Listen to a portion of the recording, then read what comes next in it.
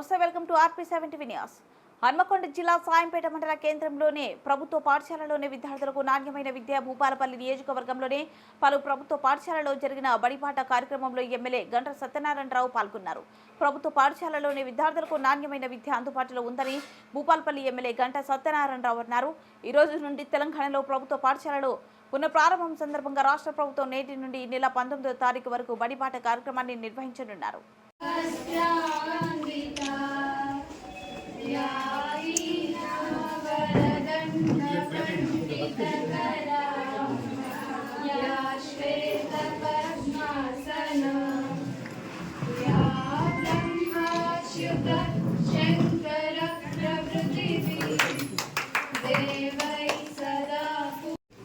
July ఆగస్టులో వచ్చే పుస్తకాలు కానీ డ్రెస్సులు కానీ మీకు ఇది రీఓపెనింగ్ డే రోజే నోట్బుక్స్ కానీ అదేవిధంగా మీకు డ్రెస్ కోడ్ కానీ విద్యార్థికి సరిపడినటువంటి టెక్స్ట్ బుక్స్ కూడా మీకు ఈరోజే రాష్ట్ర వ్యాప్తంగా కూడా అందించి సెలవులలో ఏదైతే అమ్మబడి ఆదర్శ పాఠశాలలకన్నిటికీ సుమారు 500 కోట్లు ఈ రాష్ట్రంలో ఉన్న ప్రతి స్కూల్కి అవసరం ఉన్నటువంటి మరి నిధులు, వాష్రూమ్స్ కానీ ఏదైతే అవసరాలు ఉన్నాయో అన్నీ కూడా ఇచ్చి ఒక మంచి వాతావరణం ప్రైవేట్ స్కూల్స్ కంటే మిన్నగా ప్రభుత్వ పాఠశాలను తీర్చిదిద్ది ఏదైతే స్కూళ్ళలో వేకెన్సీస్ ఉన్నాయో ఆ వేకెన్సీలు కూడా ఖాళీలను నింపి కొత్త డిఎస్సి పెట్టి